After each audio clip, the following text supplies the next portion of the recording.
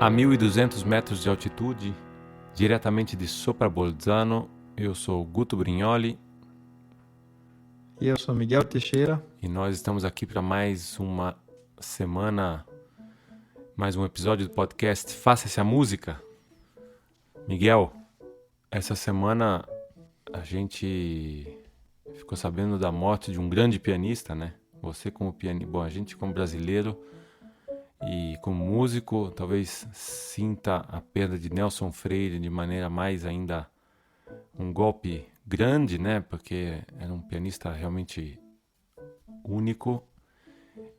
Mas como é você como pianista, qual a sua...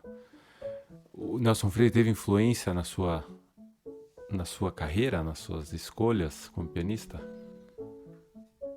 Teve indiretamente, né? Porque eu tive aula com uma pessoa que teve aula com o Nelson Freire, que era uma pianista de Taiwan, se chama Emeline. Agora ela dá aula na França. E ela conheceu o Nelson Freire, foi tocar para ele no Rio de Janeiro. E tocou, e o comentário do Nelson Freire foi: tudo é demais. Era um comentário negativo, não era positivo. Disse que ela tinha que estudar no máximo 2 horas por dia, porque isso se escuta na música, que ela estuda demais. Esse é um comentário que ele fez a outros pianistas que eu conheci também, alguma coisa nesse sentido, porque era uma realidade dele mesmo, né? Ele obviamente estudava, mas ele realmente procurava deixar espaço para poder absorver, não sei dizer as palavras dele, mas assim, absorver a realidade mesmo da vida, né, que nos cerca, e através da técnica, obviamente, poder colocar isso na música.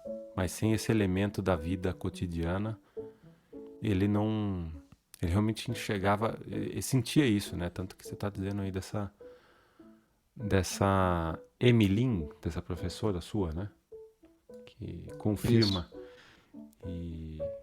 Exatamente. Até porque isso até a gente pode aprofundar mais tarde no episódio, mas o artista que se preocupa demais com a técnica e se esquece da colocação da sua arte na vida das pessoas, realmente tem um problema, né? Um problema de comunicação, um problema de ter algo em comum com os outros, justamente para pôr em comum e comunicar, né?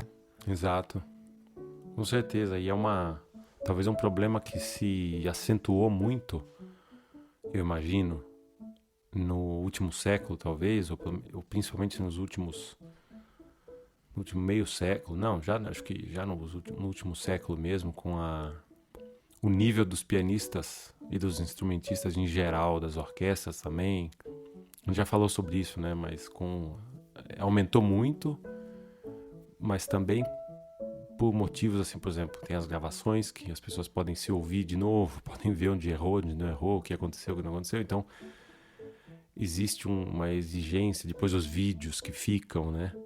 Então, obviamente, as pessoas têm uma preocupação de que a coisa esteja perfeita, porque fica, né, eternizado, entre aspas. Fica ali no vídeo, fica no áudio, fica na gravação. Então, talvez a preocupação de perfeição é sempre maior. Mas não só por causa disso, mas justamente porque a música, de fato, perdeu um pouco a conexão com a questão da comunicação, quer dizer, de poder dividir algo em comum, né, com o ouvinte, com as outras pessoas. E aí não é raro encontrar instrumentistas ou compositores em si mesmados, né? Tu mesmo conta aquela história mal de composição que o compositor disse: mas quem disse que eu quero comunicar? Exatamente. Foi. Então vai ser eremita, não compositor. Exato. Mas é uma realidade, né? Bom, mas o fato é que Nelson Freire não era uma pessoa que claramente tinha essa preocupação, né, de participar. Bom, quem puder, eu posso deixar essa dica. Não sei se você já viu o documentário sobre Nelson Freire, que eu acho que é do Moreira Salles. Poxa, me fugiu quem fez o documentário. Mas é um documentário belíssimo e ali mostra, apesar de ser uma pessoa solitária, ele teve, obviamente, sim, mas é uma pessoa pacata, né? Mas se via que era muito doce com aqueles que ele tinha alguma relação, né? E tinha uma preocupação realmente de fazer parte do mundo. E tinha, não uma preocupação, mas tinha essa certeza que, não obstante a graça que ele teve, porque ele realmente era um menino prodígio, né? Então, Sim. essa sorte que ele teve, que ele devolvia pro ser humano, né? Não via isso como sei lá. Parte que, obviamente, sempre com os prodígios é sempre aquela história, né? Por um lado é sorte, por outra tem uma vida completamente diversa de uma pessoa normal, apesar de que numa entrevista que ele deu, eu estava lendo ontem, alguns anos atrás, uns 3 ou 4 anos atrás, para o jornal italiano Avvenire, ele conta que a família dele teve muita preocupação em fazer dele uma criança normal, né? Quer dizer, quando ele se mudou para o Rio de Janeiro, já para poder fazer aula de piano, ele continuava jogando bola, enfim, ou brincava, enfim, ia para a praia com a família. Quer dizer, eles tinham essa preocupação de fazer com que ele tivesse os pés no chão, né? E ele mesmo fala disso. Ele conta até uma coisa engraçada que eu não sabia. Ele contou nessa entrevista aí. Dizem que ele ganhou um concurso de piano. Até saiu também ontem na Bayerischer Rundfunk, no jornal da Bayerischer Rundfunk, na rádio, dizendo que ele ganhou esse concurso com 11 anos de idade. E ele mesmo disse nessa entrevista para a Avenida que não é verdade. Ele não ganhou o concurso. ele foi muito bem, mas não ganhou. E ficou folclórica a coisa. Quer dizer, para ter ideia de como realmente ele não tinha preocupação em fazer, enfim, mudar as coisas para, sei lá, para exaltar a personalidade dele. Bom, eu posso dividir, já que é para comunicar, eu posso dividir com os nossos ouvintes 2 experiências que eu tive com ele. A primeira recital que eu vi, não diretamente, eu não conheci pessoalmente, mas vi 2 ou 3 recitais dele. Ou melhor, um recital e um concerto com orquestra. E o primeiro recital foi em Sorocaba, cidade que eu nasci, por incrível que pareça, a primeira vez que ele foi tocar lá. Foi tinha um produtor de Sorocaba chamado Marco de Almeida. Ele tinha acabado de voltar da Itália, depois de viver muitos anos lá, ou melhor, aqui, e voltou para Sorocaba. E, se não me engano, primeiro ano, um dos primeiros anos que ele estava ali voltando a criar essa produtora que ele tinha já uma amizade com o Nelson Freire e conseguiu trazer o Nelson Freire para Sorocaba. Foi um acontecimento, né?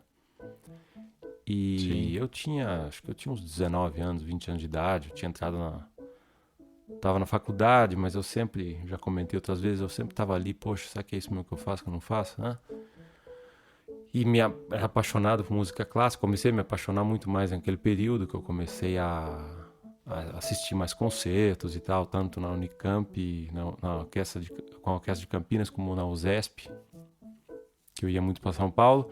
Bom, fato é que vou assistir esse recital do Nelson Freire. Eu tinha estudado um pouco de piano. Nelson Freire, no bis, tocou a marcha turca do Mozart. Acho que no terceiro bis dele, ou quarto bis, sei lá. E ele tocou de um jeito que eu falei, que é isso, rapaz? Eu nunca tinha ouvido. É verdade que eu não... Tenta descrever para nós. Como? Tenta descrever para nós. Eu me lembro que, sobretudo, ele tinha uma liberdade rítmica com a marcha turca. Em particular, Uhum. naquele trecho logo no início, pam pam pam pam pam pam pam pam pam pam pam pam pam pam pam pam pam pam, sai? Uhum, sei. E ele fazia uma mais do que agótico, a coisa era muito livre, ele ficava sempre no tempo, mas quase uma síncopa, pam pam pram pam pam pram, e fazia um arpejo com o acorde, né? Muito Sim. e uma bomba, assim, mas muito bem colocada, né? Tinha um forte. Uhum. Pam, pam. E essa coisa eu tenho na cabeça, assim, realmente de cor, o jeito que ele... Eu lembro disso muito bem, que eu falei, caramba, que bobagem, que o pessoal dizia que música clássica realmente é muito quadrada, isso, aquilo, outro. E realmente, assim, ali ele tirou ele, qualquer dúvida que eu tinha, porque também tinha uma coisa, eu tocava muito com o pessoal assim, com gente que era muito fã de música brasileira, tinha um movimento gostava muito do Método Pascoal no Conservatório de Tatuí, música brasileira, tudo, e assim, a música brasileira é a melhor do mundo, é o som maior, tinha uma coisa quase maluca, assim, de que a música melhor do mundo é a música brasileira, então tudo que é ritmo brasileiro é fantástico, é demais. E aquilo vou dizer, rebaixar o vocábulo, mas enchi o saco, assim, eu ficava de saco cheio dessa história do povo lá. Tinha um negócio, tudo é som, tinha uns clichês, assim, parece uma coisa meio seita mesmo. Mas enfim, eu tava lá, tinha coisa bonita mesmo, tinha as músicas boas, mas tinha essa coisa que eu tava nesse universo que eu falei, caramba, que saco. Puta, enche o saco ficar sempre falando assim. Aí Nelson Freire aparece, toca essa música. Eu falei, caramba, porra, por que os caras não estão aqui, né, pra ouvir? Porque ele me apresentou um universo que eu ainda tô por explorar naqueles poucos compassos. E justamente com essa... sem nenhuma pretensão. É isso que eu me lembro dele. Depois eu assisti, alguns anos depois eu assisti ele tocando o concerto de Brahms, o segundo. Uhum.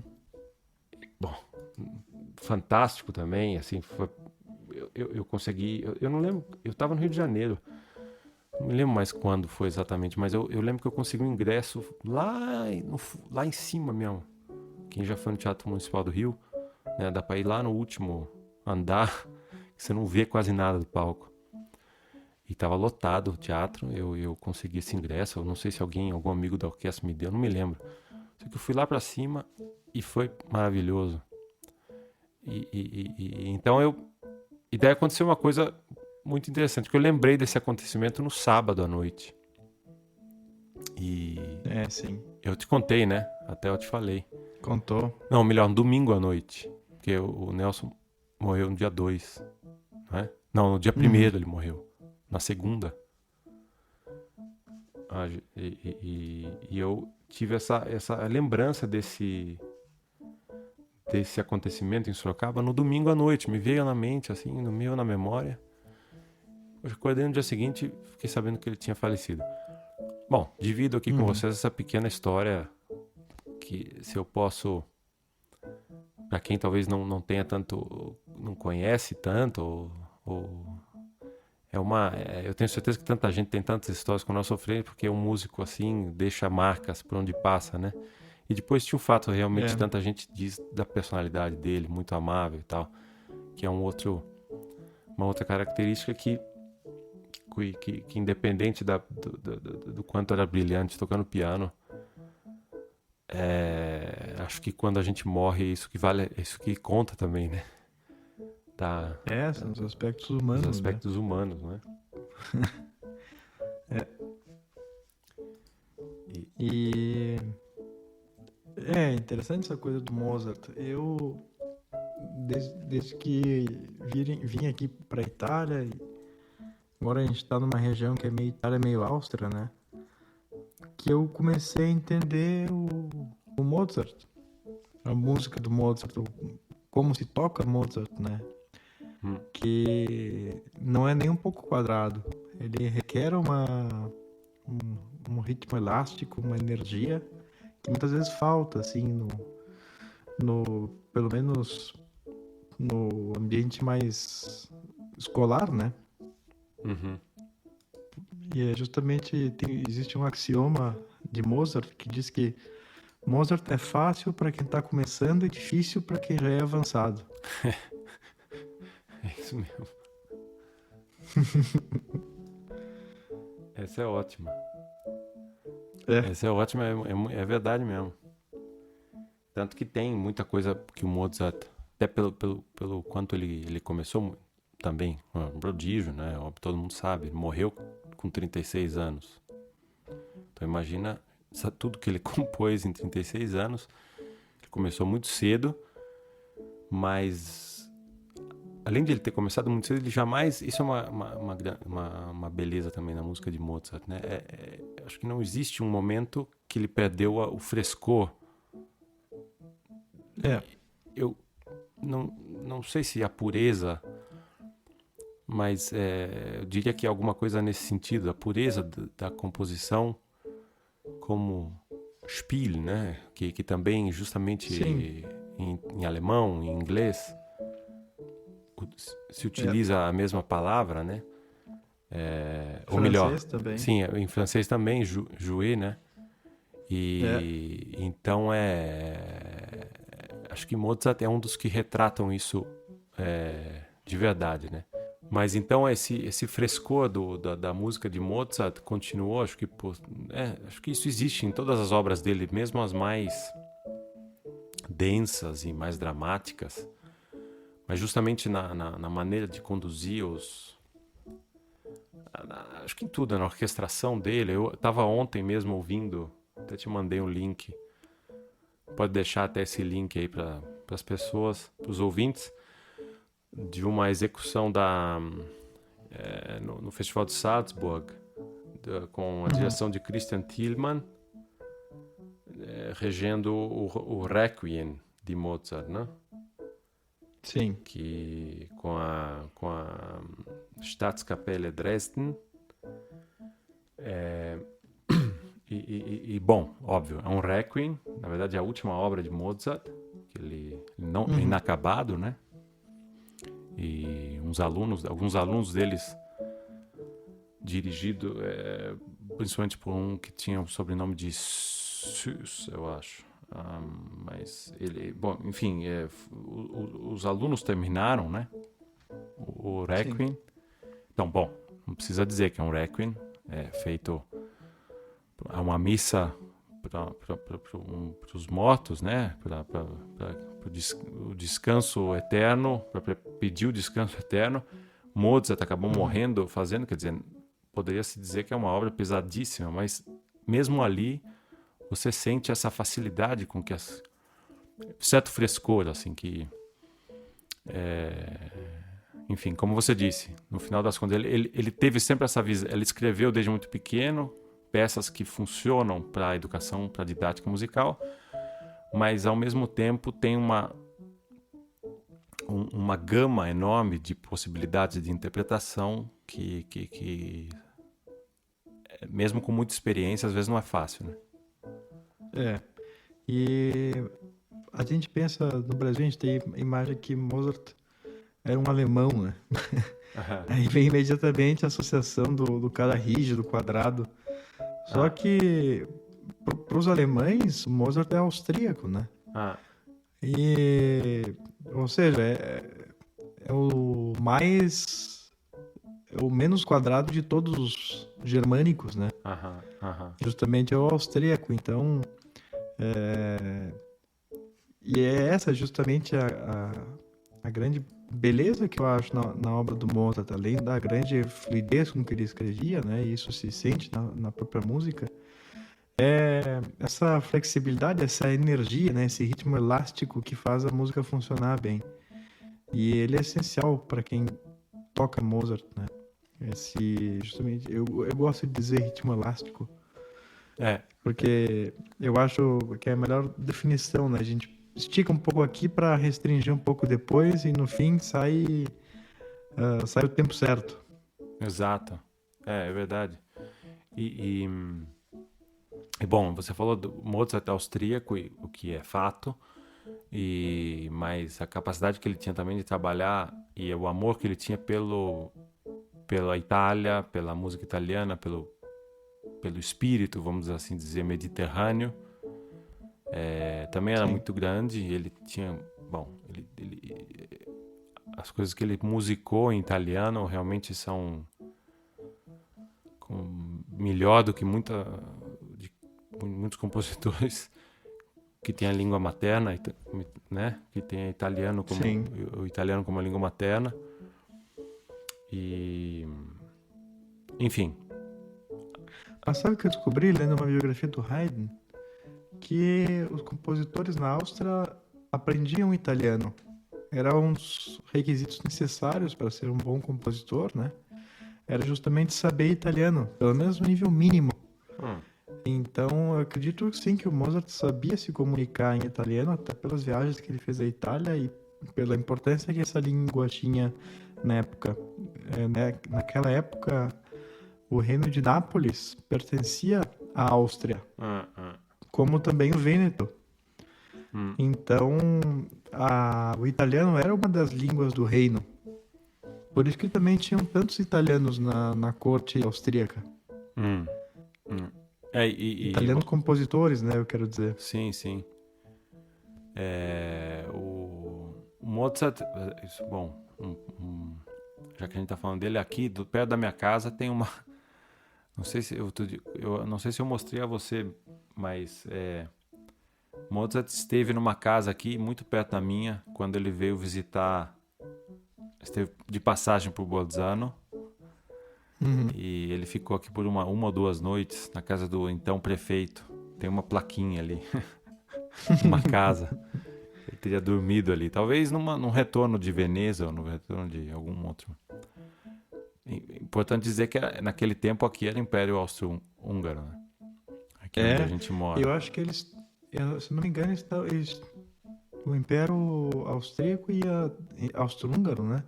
É. E até Milão naquela época, se eu não lembro mal. Bom, eu sei que a Áustria dominou uma boa parte da Itália. Sim, chegava até Trento, assim, com certeza, e enfim.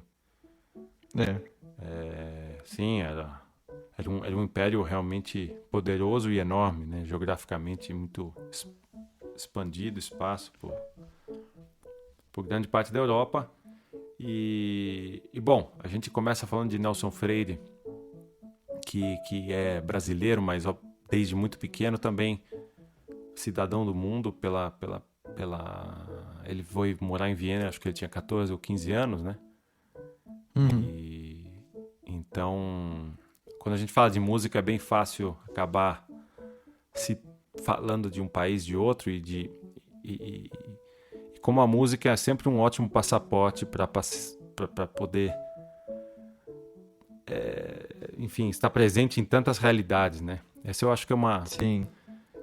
às vezes eu penso que esse foi uma das grandes graças que eu recebi através da música foi de ter, por onde não falar, viajei bastante, não, não é isso, mas assim, sempre eu acabei vivendo situações, às vezes não tão, onde poderia ter sido não muito bem recebido, ou não necessariamente bem recebido, mas a música sempre abre as portas de maneira muito especial, né? É É, sempre eu não sei se você tem essa e experiência, eu queria te mas perguntar, Guto, as pessoas que tu conheceste através da música, tu disseste pra elas que tu não queria te comunicar com elas? não, jamais, não, nem dava. Nem, nem tinha como, porque além do mais, eu quando eu desembesto a falar, não dá para eu falar que eu não quero comunicar. Eu às vezes até realmente não quero. Eu até não quero às vezes, Sim, mas acabo falando mais do que eu devia, mais do que eu. Aí eu desculpo que eu queria, na verdade. Tá? sim. Às vezes eu realmente não quero, mas acabo falando. Mas não, não dá. A música é um elemento. A música realmente ajuda muito a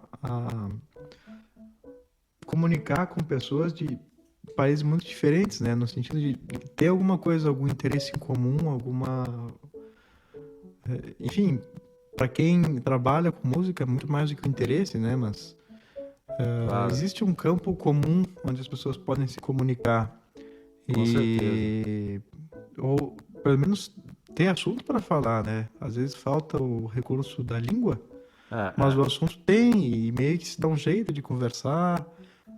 Por exemplo, ensaios com músicos de países diferentes é uma coisa que funciona praticamente sem nenhum problema.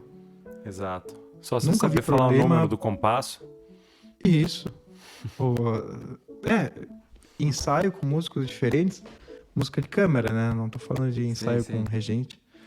Nunca vi problema de idioma, porque na Não, pior das hipóteses o cara canta ou toca ali para dar o exemplo e o outro com entende. certeza. É. Não, sem sombra de dúvida.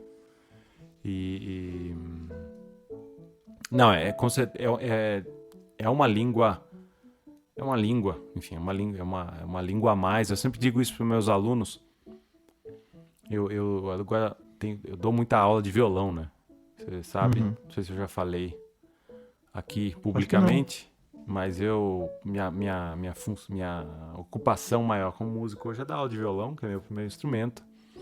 Então eu tenho Uhum. muitos alunos por semana em várias escolas aqui da região e, e, e assim, acontece, é um fenômeno um pouco que é atual, assim, muitas crianças e às vezes justamente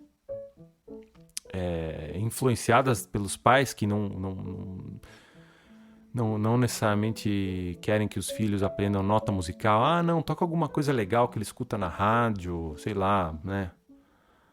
Sim. Tipo, obviamente a criança às vezes quer tocar, eu queria tocar aquela música que toca na rádio, e os pais, em vez de talvez ter um discurso, falar, não, mas olha, aprende o que o professor está te ensinando, é uma possibilidade de você aprender alguma coisa diferente e tal.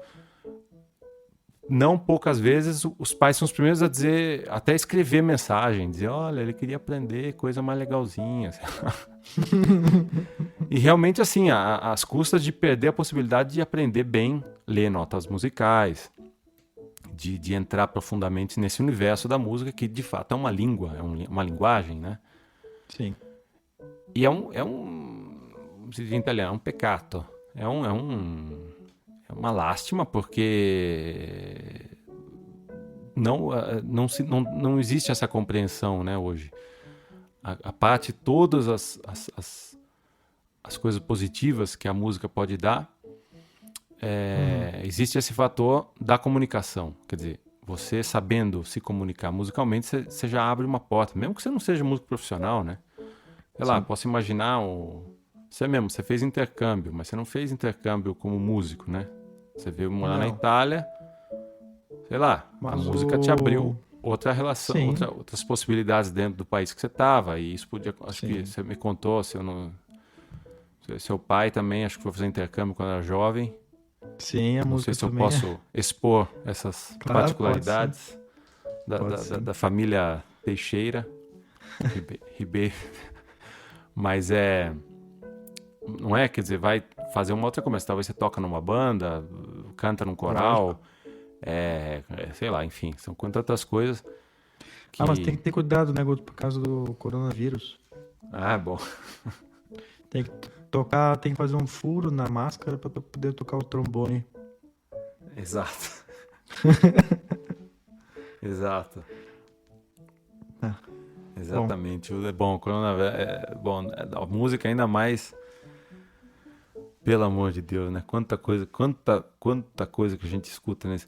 Mas você teve falar de coronavírus e música. Eu tive sorte que e isso eu também pude ver que a música, para muita gente, quem soube aproveitar com um mínimo de serenidade e a possibilidade que a música deu e dá num momento de crise, de confusão como esse, eu percebi que muitos alunos meus tinham justamente a música como essa válvula de escape também, né? sim. De... Bom, por vários motivos. Primeiro, pela própria música em si, porque você vai tocar alguma coisa, vai fazer algo diferente do que necessariamente você tem que fazer todo dia, sei lá, na obrigação de Uhum. lição de casa, molecada. Mas também que eu podia a parte com exceção de um certo período onde teve um lockdown patético aqui, que todo mundo tinha que ficar em casa mesmo, mas eu, com os meus alunos de música, eu pude ter aulas em presença, mesmo quando as escolas estavam fechadas, né? Porque eu tinha aula Sim. individual em classes muito grandes e tal. E então também isso era uma possibilidade de dar uma mudada nessa loucura toda, né? Quer dizer, a música, de um jeito ou de outro, sempre apresenta uma possibilidade de ver a realidade ou de viver a realidade sob outra perspectiva. E muita gente começou a fazer música em casa, né? Com a família. Coisa Também, que era um costume anterior, muito difuso, aliás.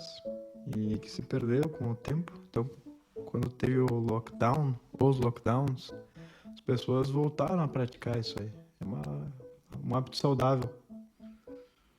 Exato.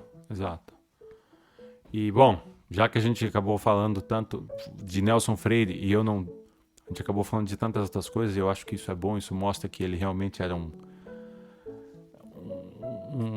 a gente pode voltar sempre a Nelson Freire e com certeza vamos voltar dando indicações aí de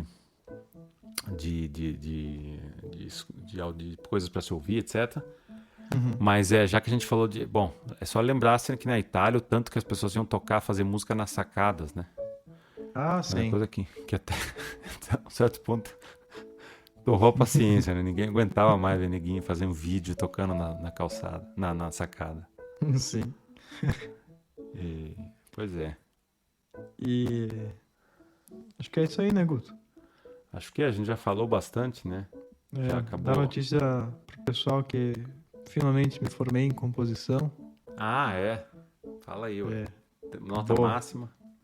Me formei com nota máxima no Conservatório de Milão, com ilustres colegas compositores brasileiros que também se formaram lá. É verdade. Não comigo, mas em outros anos. É verdade. Fico feliz e fico mais feliz ainda que acabou.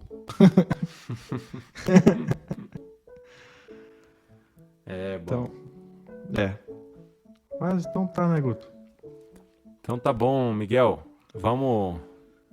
a gente espera que as pessoas possam estar assim, em todos os lugares que nos escutam, em todo o mundo, que todo mundo esteja cada vez mais livre para poder fazer a sua vida normalmente. Mas Sim. quando estiverem dentro de casa, vamos deixar umas dicas aí para escutar algumas das aparições, dos concertos de Nelson Freire. Tem muita coisa boa na internet, seja recital, como concertos com orquestra. É um músico que, se a gente falou pouco dele hoje, mas enfim, falamos talvez o que podia ser falado, mas ele vai ficar, realmente já está, né, na história como um dos grandes intérpretes, uma pessoa inesquecível. Não por ser brasileiro, mas por ser um excelente pianista. Sem sombra de dúvida.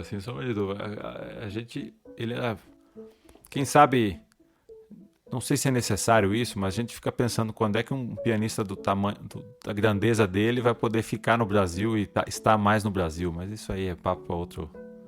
Talvez não precise, né? Talvez isso aí tenha o seu caminho. Não, acho que não precisa, não. Tem o seu caminho, sem ficar fazendo... A gente também saiu do Brasil, né? A gente nem é tão bom que nem o Nelson Freire. Pois é. Tá bom. Bom, Miguel. Tinha o Van Cliburn, né? Que era um... Sim, Van Cliburn. As pessoas conhecem, grandíssimo pianista americano, que morava numa fazendinha lá no interior dos Estados Unidos. Então. É. Dá pra morar, né? Ou pelo menos quando ele ganhou o Tchaikovsky na Rússia, ele ainda morava naquela fazendinha. Pois. Talvez ele foi numa fazenda na Rússia depois. Num gulag. Não, mas eu sei que os russos adoraram ele. Até eles, quando ele apareceu, surgiu a polêmica, vamos dar na época da Guerra Fria, né? Vamos dar o prêmio Tchaikovsky para um americano. Mas dizem que o Van Cliburn era tão uma personalidade tão doce, assim, tão bonita, que eles adoraram o Van Cliburn como pessoa, né? Esqueceram que era americano e deram o prêmio pra ele, que merecia. É a força da música Que fazendo que as pessoas esqueçam de outras. suga a sinceridade das pessoas, né? Porque suga no sentido de... Suga não, seria o contrário. Injeta Destrói sinceridade nas mesmo. pessoas. É. Muito Mas bem, então Miguel. tá. Vamos... Um abraço. Um abraço para todos os ouvintes, um abraço para você e a gente se escuta e se vê na próxima puntata. Boa semana. Boa semana, um abraço.